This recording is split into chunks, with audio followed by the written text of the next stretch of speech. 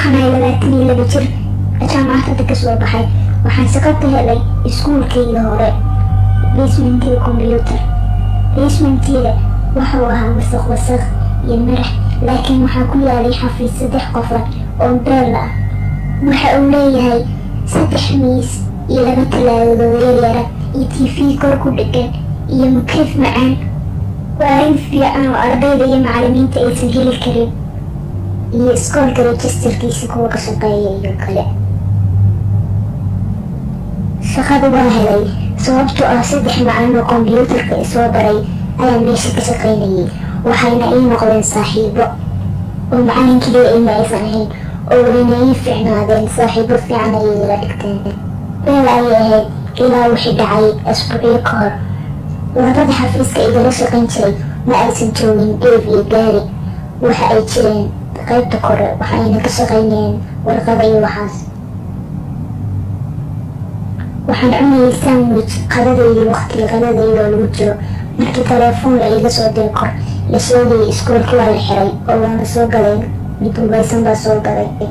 anigana wax kale aan qaban karaan hayn, laakiin haddana mooyeen xafiiska waa u fiicnaa, laakiin ma uusan lahayn albaab la xiran karo. waxaa keliya ku yaalay albaabka basementiga oo asagana looga shaqaynaya aan lahayn.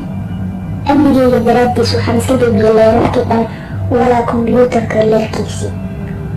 telefoonkayga ayaan soo baxay anigoo message u diray Dave iyo Gary, laakiin ma aysan ii jawaabin.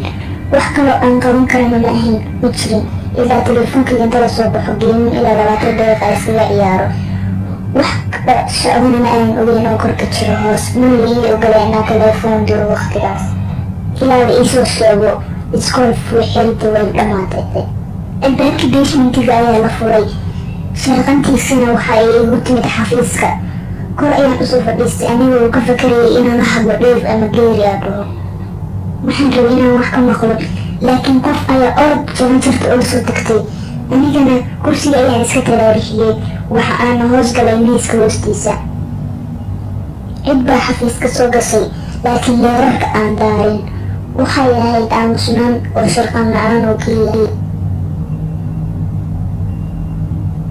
hadda maba sheegi karo cabsidii aan ku dhex jiray markaas. waxaan ku dhiman karay sharqan yara ama wax yaroo yeero.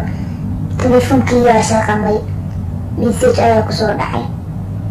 waxaan dareemay adduunkayga dhan inuu dhammaaday oo aan dhiman rabo. waxaan maqlay sharqanta qofka oo igu soo socota aniga. ilaa aan miiska hoostiisa ka soo booday aan qofka hor seexday aan ka baryay cid kastay ahayd, ha idilin ha idilin. qofkii waa ii yimid, garabka ayuu qabtay wuuna ikiciyay. waxa igu yiri waxba kuuma keenayo. waxa uu qabay koofiyad madow iyo shaati gaduudan oo dhibca madow leh. mir waa caadi, adaan isla kala qarinaya. waan ku yara kor maxaan ka socdo, laakiin xooga ayuu iga aamusay. su-aashiiduu isdhaafiyey, waxaana igu yiri barankana inta ku yaalo. waan u tilmaamay albaabka meeshuu ahaa. intuusan waxba sameyn waxaan weydiiyey yaa tahay. xoogaa wuu aamusnaa ilaa markuu bilaabay inuu ii sheego wixii dhacay. wuxuu igu yiri macallinkaaga ayaa wuxuu igu yiri isqari. anigana markaasaan meesha kusoo galay orod. waxaa ii soo dhacay message Gary uu ii soo jawaabay. waxaan ku qornay is-ilaali, qof ayaa macallinka xabad ku dhuftay. waxa uu qabaa shaati gaduudan iyo koofiyad madow. wax kastoo aqalata ku raa'imaan. waxaan kow akhrin rabay messagekii ilaa intaan arkay qofkii agtaagna inuu ahaa ninkii la sheegayay oo la iga dilayay meesha. ninka wuxuu ekaa qof gartay, saan u fiirnay inaan wax dareemay. anigana waan carabay. waxaan maqlayay xabad la iga soo daba tuuray oo soo daba socoto. waxay ku dhacdaan maqlayay bir, markaas soo leexatay, laakiin iguma aysan dhicin. albaabka ayaan u soo baxay. askarna waa ay ku sugaysay albaabka ibadiisa ninka inay xidho. macallinkiina wuu badbaaday oo xabadii kuma uusan geeriyoonin.